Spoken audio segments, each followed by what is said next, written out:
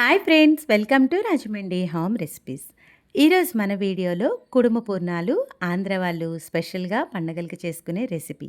శ్రావణ మాసంలో కూడా చాలామంది ఇంట్లో ఈ పూర్ణాలు అయితే చేస్తారు. ఇప్పుడైతే ఈ పూర్ణాలను పర్ఫెక్ట్ టిప్స్ తోటి ఎలా తయారు చేసుకోవాలో చూపిస్తున్నా. దీనికోసం ఒక బౌల్ తీసుకుని ఒక కప్పు నిండా మినపగుళ్ళు తీసుకోండి. అది మునిగేంత వరకు వాటర్ యాడ్ చేసి పప్పుని శుభ్రంగా ఒక 2 సార్లు కడిగేసేయండి. పప్పుని విడిగా, బియ్యాన్ని విడిగా నానబెట్టుకోవాలి. ఇలా శుభ్రంగా కడిగిన తర్వాత ఫ్రెష్‌గా వాటర్ యాడ్ చేసి పప్పుని ఒక 4 గంటల పాటు నానబెట్టేసేయండి. ఈ బౌల్‌ని పక్కన పెట్టేసి ఇంకొక బౌల్ తీసుకుని ఏ కప్‌తో మినపగుళ్ళు తీసుకున్నారో అదే కప్ తోటి 2 కప్పుల దాకా బియ్యం వేసుకోండి.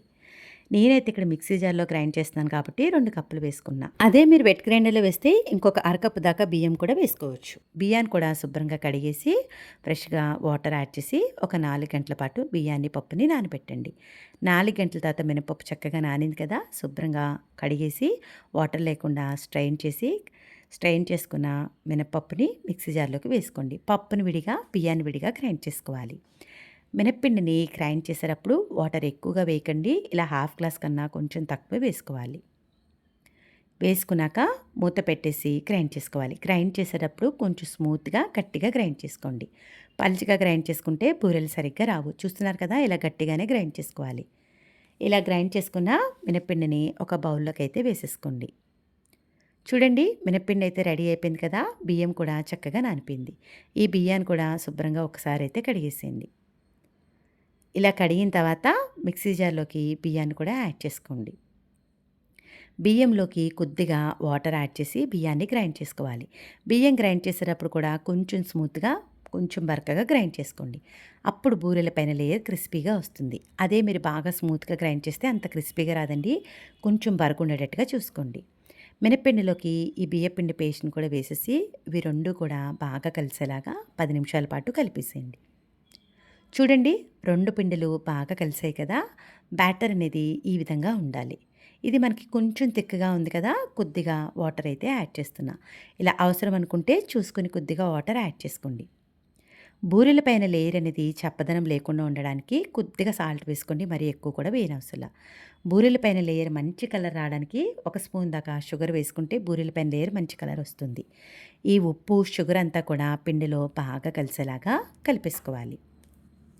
ఇలా కలిపిన తర్వాత చూడండి, పిండి పైనుంచి వేస్తే బూరెలా చక్కగా పర్ఫెక్ట్‌గా దిగుతుంది. అంటే సరిగ్గా వచ్చినట్టు. ఒక 4 గంటల పాటు పిండిని నానబెట్టండి. ఏ కప్‌తో మినపప్పు తీసుకున్నారో అదే కప్ తోటి ఒక కప్పు దాకా పెసరపప్పు వేసుకొని మునిగేంత వరకు వాటర్ యాడ్ చేసి పప్పుని శుభ్రంగా ఒక 2 సార్లు కడిగేసేయండి.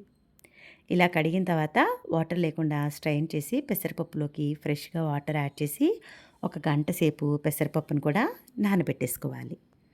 పప్పు నానేలోగా మిక్సీ జార్‌లోకి 4 ఇలాచీ, ఒక 2 స్పూన్ల దాకా షుగర్ వేసుకొని గ్రైండ్ చేసుకోండి. ఇలాచీ డైరెక్ట్‌గా గ్రైండ్ చేస్తే గ్రైండ్ అవుతుంది కదండీ. ఇలా షుగర్ వేశారంటే చక్కగా గ్రైండ్ అవుతుంది. ఇలా గ్రైండ్ చేసి పక్కకు పెట్టండి. ఒక గంట తర్వాత పెసరపప్పు నానిందా లేదా చెక్ చేద్దాము. చూడండి, పప్పుని ఇలా పట్టుకొని ప్రెస్ చేస్తే బ్రేక్ అయిందంటే ఈజీగా నానిపోయినట్టు. ఇప్పుడు వాటర్ అంతా స్ట్రెయిన్ చేసేసి శుభ్రంగా కడిగేసి ఇలా స్ట్రైనర్‌లో వేసేసుకోవాలి. స్ట్రైనర్‌లో వేసేసి ఒక 5 నిమిషాల పాటు ఉంచేసారంటే ఎక్సెస్ వాటర్ అంతా వచ్చేస్తుంది. ఇలా స్ట్రెయిన్ చేసుకున్న పెసరపప్పుని మిక్సీ జార్‌లోకి యాడ్ చేసుకోండి. ఇలా మొత్తం పెసరపప్పుని మిక్సీ జార్‌లోకి వేసుకున్న తర్వాత మనం వాటర్ ఏసుకోవాలి. అయితే గ్రైండ్ చేసేటప్పుడు వాటర్ ఎక్కువగా వేయకండి, చాలా తక్కువ వేసుకోవాలి. చూస్తున్నారు కదా, నేను చిన్న గ్లాసులో పావు గ్లాసు ఉంచేసి మిగిలిన వాటర్ వేసుకుంటున్నా. గ్రైండ్ చేసేటప్పుడు కొంచెం స్మూత్‌గా, కొంచెం బరకగా గ్రైండ్ చేసుకోండి. మరీ స్మూత్‌గా గ్రైండ్ చేస్తే బూరెలు సరిగ్గా రావండి. చూడండి, ఇలా కొంచెం బరకగా ఉండాలి, కొంచెం స్మూత్‌గా ఉండాలి. మరీ స్మూత్‌గా అయితే గ్రైండ్ చేయకండి. ఇలా గ్రైండ్ చేసుకున్న పెసరపిండిని ఇడ్లీ పాత్రలో కానీ, లేదు అనుకుంటే ఇలా ప్లేట్‌లో గానీ పెట్టి ఆవిరి మీద ఉడికించుకోవాలి. నేనైతే ఇక్కడ ప్లేట్‌కి ఆయిల్‌ని అయితే గ్రీస్ చేసేసాను. మనం గ్రైండ్ చేసి పెట్టుకున్న పెసరపిండినంతా కూడా వేస్తున్నా. ఇలా అంతా కూడా ఈవెన్‌గా స్ప్రెడ్ చేసుకోండి. మీరు కావాలంటే ఇలాగైనా చేసుకోవచ్చు. లేదంటే ఇడ్లీ పాత్రకి ఆయిల్ అప్లై చేసి కూడా ఇడ్లీ పాత్ర మీద కూడా మనం ఉడికించుకోవచ్చు. కొంచెం దళసరిగా ఉండే ప్యాన్‌లోకి ఒక 2 గ్లాసుల దాకా వాటర్ వేసుకోండి. అడుగున సపోర్ట్‌గా ఒక స్టాండ్ పెట్టుకుని స్టవ్ మీద పెట్టండి. వాటర్ ఈ విధంగా మనకి కొంచెం హీట్ అయిన తర్వాత మనం ఆల్రెడీ పక్కన పెట్టుకున్న పెసరపిండి బౌల్‌ని పెట్టుకోవాలి. మూత పెట్టేసి మీడియం ఫ్లేమ్ మీద ఒక 10 నిమిషాల పాటు కుక్ చేసుకోండి. 10 నిమిషాల తర్వాత మూత తీసి చూద్దాము. చాక్ తీసి ఇలా మధ్య కూర్చారంటే చాక్‌కి అంటుకోవట్లేదంటే గనక చక్కగా పిండి ఉడికిపోయినట్టు. స్టవ్ ఆఫ్ చేసేసి కాస్త చల్లారనివ్వండి. చల్లారిన తర్వాత అంచుల చుట్టూ ఒకసారి చాక్‌తో ఈ విధంగా స్క్రాప్ చేయండి. చల్లారిన తర్వాత ఒక ప్లేట్‌లోకి ఇలా డీమోల్డ్ చేసేసుకోండి. చూడండి చక్కగా పర్ఫెక్ట్‌గా ఉడికింది కదా పెసరపిండి. ఇప్పుడు దీన్ని చిన్న చిన్న ముక్కలుగా చేసుకోండి. ఇలా డైరెక్ట్‌గా వేస్తే మిక్సీ జార్‌లో గ్రైండ్ అవుద్ది కాబట్టి దీనంతటిని కూడా ఇలా చిన్న చిన్న పీసెస్‌గా అయితే చేసుకోవాలి. మీరు కావాలంటే ఇడ్లీ పాత్రలో కూడా ఇడ్లీలా చేసుకొని కూడా చేసుకోవచ్చు.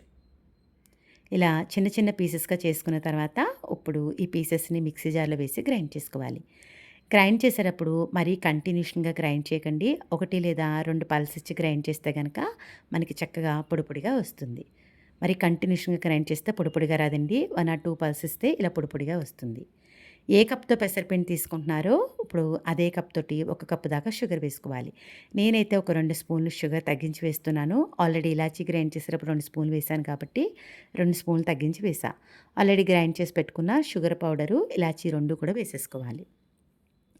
ఇలా వేసుకున్నాక ఈ షుగరు అలానే పెసరపిండి 2 కూడా బాగా కలిసేలాగా కలిపేసుకోవాలి.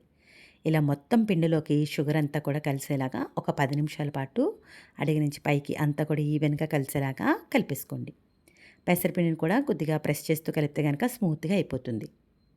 చూస్తున్నారు కదా! ఈ షుగర్ అంతా కూడా పెసరపిండిలో బాగా కలిసేలాగా కలిపేసుకోండి. చూడండి ఇలా చక్కగా స్మూత్‌గా బాల్‌లా రావాలి. ఇప్పుడు కొద్ది కొద్దిగా పెసరపిండి తీసుకొని రౌండ్ బాల్స్‌లా చేసుకోవాలి. మీరు కావాలి అనుకుంటే బెల్లం పాకం పట్టి కూడా చేసుకోవచ్చు. ఇలా షుగర్‌తో అయితే గనక టేస్టీగా ఉంటాయి. చూస్తున్నారు కదా! ఇలాగా చిన్న చిన్న బాల్సే చేసుకోండి. మరి పెద్ద బాల్స్ కూడా చేయొద్దు. ఇలా మొత్తము పెసరపిండిని రౌండ్ బాల్స్‌లా చేసేసి పక్కకు పెట్టేసేయండి. 4 గంటల తర్వాత మనకి పిండి కూడా చక్కగా నానిపోయి ఉంటుంది. ఇప్పుడు మనం రెడీ చేసుకున్న పూర్ణాన్ని ఈజీగా ఫస్ట్ టైం వేసేవాళ్ళు వేయడానికి చూపిస్తానండి. ఇలా స్పూన్ తోటి 2 వైపులా చక్కగా నీట్‌గా కోట్ చేసుకొని ఆయిల్‌లో వేసుకున్నారంటే బూరెలన్నీ కూడా చక్కగా రౌండ్‌గా వస్తాయి. బూరెలు వేసుకోవడానికి డీప్ ఫ్రైకి సరిపడా ఆయిల్ వేసుకోండి. ఆయిల్ హీట్ అయిందా లేదా చెక్ చేద్దాం. కొద్దిగా పిండి వేసుకొని వేసామంటే పైకి తేలితే హీట్ అయిపోయినట్టు. మనం ఆల్రెడీ పక్కన పెట్టుకున్న పిండిని ఇలా చక్కగా బూరెల్లా వేసుకోవాలి. మీరు బూరెలు ఎక్కువగా వేసే అలవాటు లేని వాళ్ళైతే గనక నేను చూపించినట్టుగా ఇలా స్పూన్‌తోనే వేసుకోండి. పూర్ణాన్ని 2 వైపులా చక్కగా కోట్ చేసి స్పూన్ తోటి నెమ్మదిగా ఆయిల్‌లో వేసిన తర్వాత కొంచెం కాలిన తర్వాత మాత్రమే నెమ్మదిగా బ్యాక్ సైడ్‌కి టర్న్ చేసుకోవాలి. వెంటనే వేస్తే గనక ఒకదానికొకటి పిండి అంటుకుపోతుంది. చూస్తున్నారు కదా! ఇలా కొంచెం కాలిన తర్వాత ఒక్కొక్క బూరెని నెమ్మదిగా స్పూన్ తోటి బ్యాక్ సైడ్‌కి టర్న్ చేసుకోండి. ఫ్లేమ్‌ని మట్టుకు మీడియం ఫ్లేమ్‌లోనే పెట్టుకోండి. హై ఫ్లేమ్‌లో పెట్టొద్దు. ఇలా బూరెలన్నీ ఒకవైపు కాలిన తర్వాత నెమ్మదిగా బ్యాక్ సైడ్ టర్న్ చేసుకుని వెనక వైపు కూడా గోల్డెన్ కలర్ వచ్చే వరకు మీడియం ఫ్లేమ్‌లో ఫ్రై చేస్తూ ఉండాలి. ఇలా 2 సైడ్స్ గోల్డెన్ కలర్ వచ్చిన తర్వాత స్ట్రైనర్‌లోకి తీసేసుకోవడమే. చూస్తున్నారు కదా! ఎంత బాగా వచ్చాయో. ఇప్పుడు అదే ఆయిల్‌లోకి మిగిలిన పిండితోటి బూరెలనైతే వేసుకోవాలి. మీకు రెగ్యులర్‌గా బూరెలేసే అలవాటు ఉంటే గనక చేత్తో నార్మల్‌గా వేసుకోవచ్చు.